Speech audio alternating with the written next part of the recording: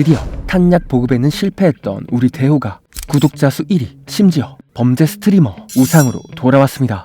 네, 오늘 영상에서는 강하늘 주연의 영화 스트리밍 예고편 분석해보면서 기대되는 3월 한국 작품은 어떤 것들이 있는지 극장 개봉부터 넷플릭스까지 함께 알아볼게요. 그럼 바로 시작합니다.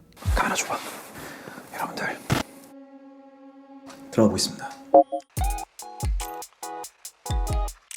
먼저 카메라를 들고 있는 이 남자, 바로 강하늘이 연기하는 범죄 사냥꾼 우상이죠.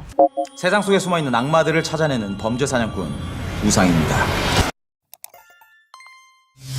네, 이 우상이라는 인물은 바로 와그TV의 미스터리 랭킹 부문 구독자 수 1위를 달리고 있는 스트리머입니다. 오늘의 주제, 옷자락을 잘 나가는 살인마. 놈은 보통 살인마가 아닙니다.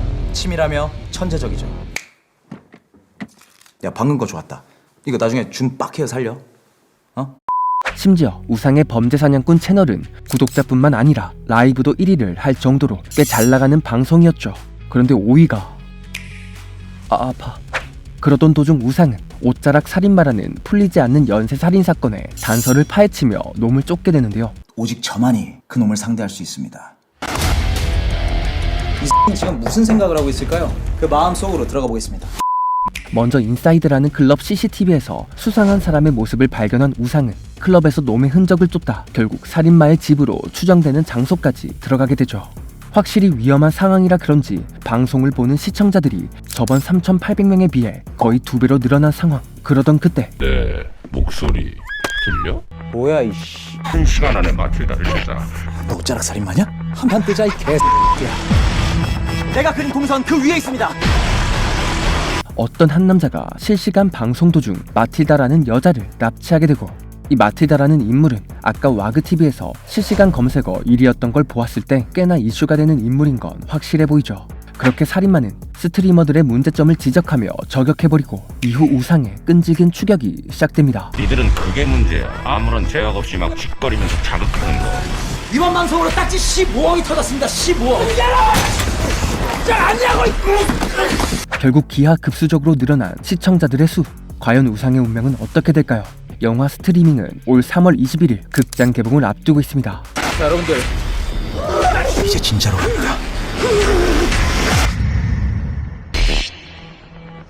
그럼 영화 정보 가볍게 알아보고 갈게요. 먼저 이번 영화는 2021년 5월 촬영이 완료되었지만 개봉을 미루고 있던 창고 영화입니다. 최근 개봉했던 창고 영화들을 생각해보면 배우 이슈가 있었던 소방관을 제외 하정우 주연의 브로큰, 오컬트 영화 사흘 등 창고 영화들은 영 힘을 쓰지 못하고 있는 상황이었죠. 또 이번 영화의 연출을 맡은 조장호 감독은 스트리밍을 통해 첫 커리어를 시작한다는 점 등 사실 불안한 점이 몇몇 존재하긴 합니다. 그럼에도 불구하고 최근 오징어 게임 2를 통해 또 한 번 인지도를 끌어올린 강하늘이 주연이라는 것, 그리고 이번 영화의 장르 자체가 라이브, 즉 실시간으로 방송하며 벌어지는 독특한 소재의 스릴러 작품이기에 영화 서치처럼 반전 매력을 뿜어내길 기대하며 다음 영화로 넘어가 보도록 하겠습니다. 그 다음 영화는 바로 3월 26일 극장 개봉을 앞둔 영화 승부입니다. 먼저 이 영화의 줄거리는 스승과 제자이자 라이벌이었던 한국 바둑의 두 전설 조은현과 이창호의 피할 수 없는 승부를 그린 영화인데요. 원래 넷플릭스에서 개봉 예정이었던 이 작품은 조은현 역의 이병헌이, 이창호 역에는 유아인이 맡으며 두 사람의 만남으로도 기대를 모았죠. 하지만 2023년 2월 배우 유아인이 마약 투약 사건에 연루되며 공개가 연기되었고 넷플릭스가 끝내 공개를 포기, 결국 올 3월 극장 개봉을 앞두게 된 것입니다. 최근 공개된 포스터를 보면 바둑 레전드 조은현으로 변신한 이병헌의 모습을 확인할 수 있는데요. 유아인의 모습은 보이지 않지만 과연 이런 악재에서도 이병헌이라는 배우의 티켓 파워를 통해 흥행에 성공할지 그 기추가 주목됩니다. 그럼 다음 작품들부터는 넷플릭스로 넘어가 보죠. 바로 넷플릭스 오리지널 한국 영화 계시록입니다. 이 동네 강간범이요. 조사하면 다 나오잖아요. 계시록. 이 영화는 동명의 웹툰을 원작으로 하는데요. 먼저 지방의 작은 도시에서 교회를 운영하는 목사 민찬 역에는 류준열이 맡았습니다. 이 민찬이라는 인물은 신의 계시를 받았다 생각하고 아들 실종 사건의 범인을 단죄하려 하죠. 그리고 죽은 동생의 환영에 시달리면서도 끈질기게 범인을 쫓는 형사 연희 역에는 신현빈 배우가 맡아 연기합니다. 특히 감독으로는 넷플릭스 전문 감독이 되어버린 연상호가 연출을 맡았는데 과연 류준열과의 시너지가 어떻게 될지 궁금하네요. 이번 작품은 다음 예고편이 나오면 또 한 번 이야기 드리도록 하겠습니다. 다음 드라마는 3월 7일 공개 예정인 폭삭 소가수다입니다. 쳐들어오는 봄을 누가 말리겠냐마는 제주의 봄은 그렇게도 유독 빠른 거였다. 이 드라마의 제목은 제주 방언으로 수고하셨습니다라는 뜻인데요. 이 작품은 1950년대 제주의 이야기를 다루고 있고 그 당시 고된 시대를 견디었던 어머니, 아버지들에게 보내는 헌사와 같은 이야기라고 하죠.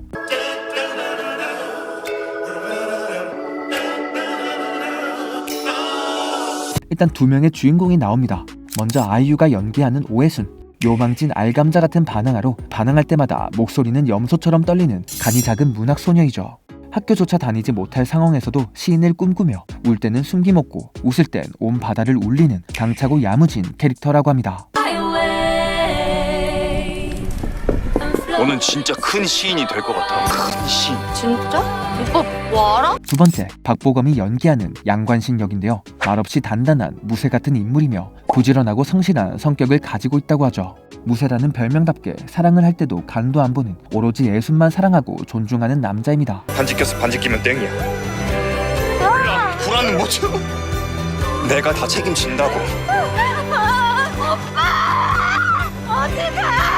사실 양관식은 예전 시대를 핑계삼아 뻔하게 흘러갈 뻔했던 애순의 삶에 핸들을 틀거나 브레이크를 밟는 등 애순의 인생에 큰 변화를 주는 인물이죠.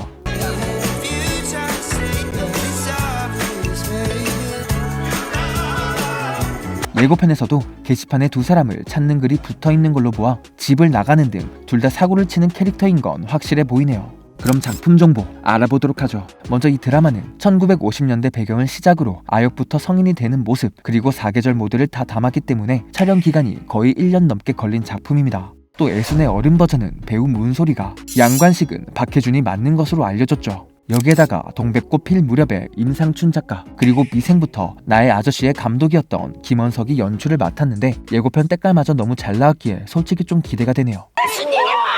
아 그러니까 할머니가 왜? 나도 양관식이 너 땡큐 너 땡큐라고 노땡큐한 시절 노빠꾸에 그들이 있었다.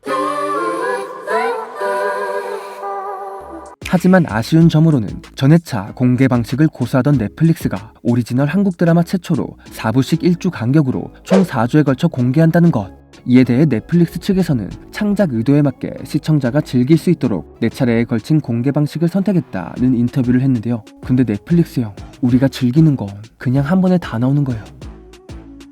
드라마는 오늘 3월 7일 공개 예정입니다. 그럼 오늘 3월 한국 작품 소개는 여기까지고요. 저는 매드무비였습니다. 잠시나마 즐거운 시간 되셨으면 좋겠네요.